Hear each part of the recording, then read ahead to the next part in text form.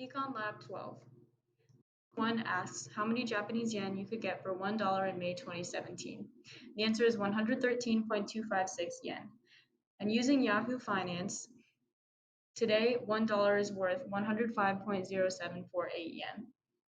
So therefore, the dollar lost buying power in terms of Japanese good over this time period because it can now buy less with $1 than it could before.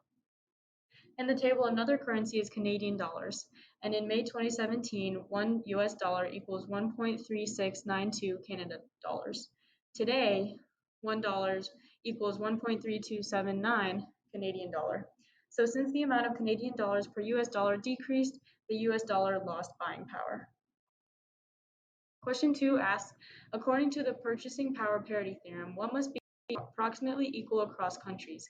And the answer is real exchange rate. Question 3 asks, according to purchasing power parity theory, a country with massive inflation should also experience a massive fall in the price of its currency in terms of other currencies.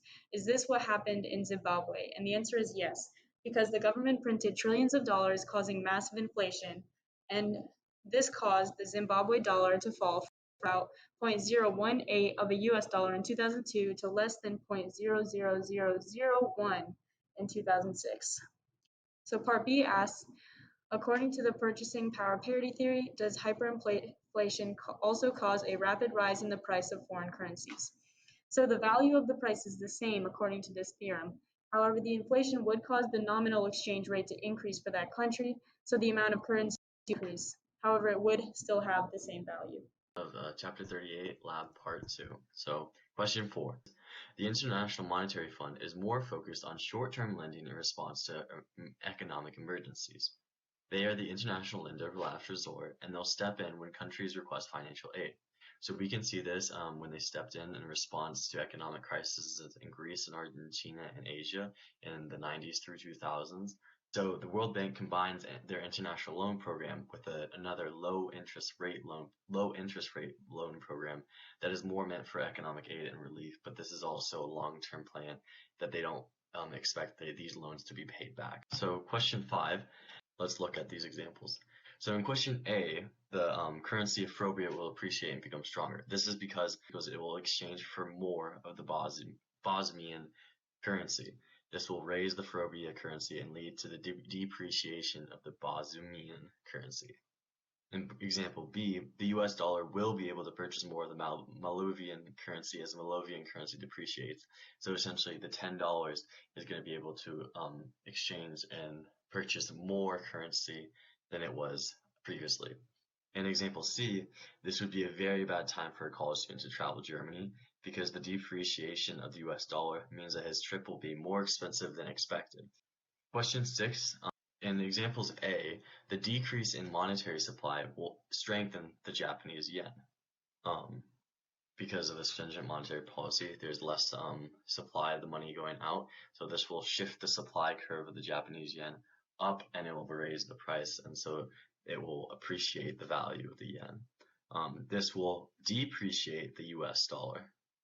In examples C and D, an increase in Japanese goods will cause the yen to appreciate, so we can think of this as demand is increasing, so thus the Japanese yen is appreciating as well.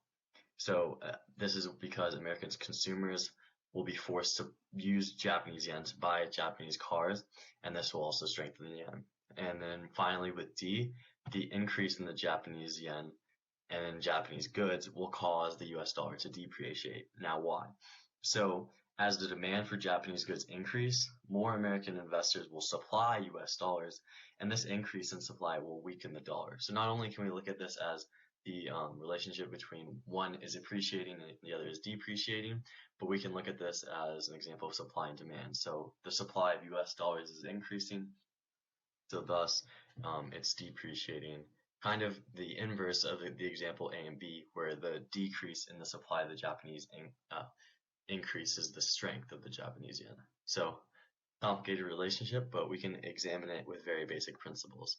7A, this is a shift upwards, which decreases the price of euros. In 7b, this is a shift in demand upwards, which increases the price of euros. In 7c, this is a shift in the supply downwards, which increases the price of euros. And for 7d, based on the situation given in A and B, this is a strengthening of the dollar. For question 8a, Chinese factories selling poisonous dog foods would most likely decrease the demand for yuan. And in 8b, this would lower the price of yuan, which would weaken the Chinese currency and strengthen the US dollar. In 9a, he should buy low, sell high, which means he should buy lighters in Utah and sell them in Nevada. And eventually, the supply of lighters in Utah would decrease and the supply of lighters in Nevada would increase. And with 7C, the price of lighters will increase in Utah and the price of lighters in Nevada will decrease. And then based on this arbitrage and the rule of one price, eventually the price in Nevada should be the same as the price in Utah and still most likely less than $1 each. Question 10. The exchange rate would double. You can see the equation for the exchange rate of dollar per pound based on the price level of US and UK. And if the price level of US doubled, then you can see that the exchange rate also doubled. B, in the long run, this would help the British tourist coming into US because for every euro, the British tourist is able to have a higher purchase power in the United States. So before the price level doubled, the purchase power for the tourists was lower. So as a result of the price level doubling, the purchase power for tourists also doubled in US. In short run, this would cause a depreciation in pound per dollar, which would decrease the value of goods in US. Therefore, there'll be higher exports for the United States, and this would have a short-term economic boost, which would help the tourist who is staying in United States. Question 11.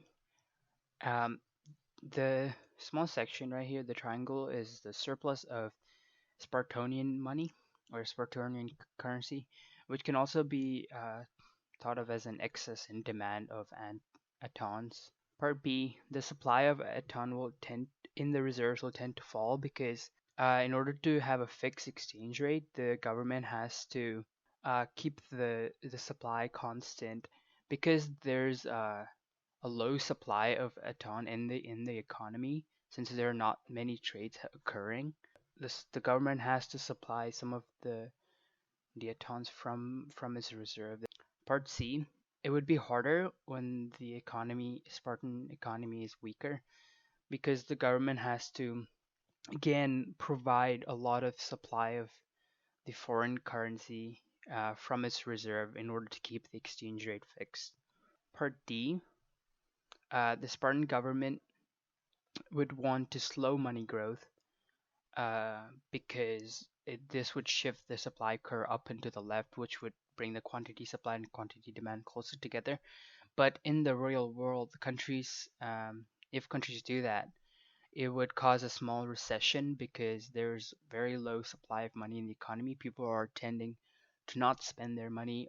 Therefore, it would cause a recession, which would be bad for the country. Question 12. So on June 23rd, 2016, the exchange rate was $1.48 per pound. Here on June 27th, 2016, the exchange rate fell $32 per pound, and this was a depreciation in the British pound, which suggests a decrease in demand to hold them. So this was caused by the Brexit in the United Kingdom. Citizens of the United Kingdom voted leave the European Union. Therefore, the demand to hold the British pound decreased in the world because the value for the British pound decreased basically in other countries' eyes. And also, there was a lot of speculation and future expectations of what was going on with the United Kingdom situation because the Prime Minister, right after the Brexit deal, he resigned from his position. So we didn't know what the government was looking like, and there was a lot of speculation going on in the economy, and therefore this caused the depreciation in the exchange rate, which is a result of the floating exchange rate system, where it's based on the different forces of market like expectations and trades and etc.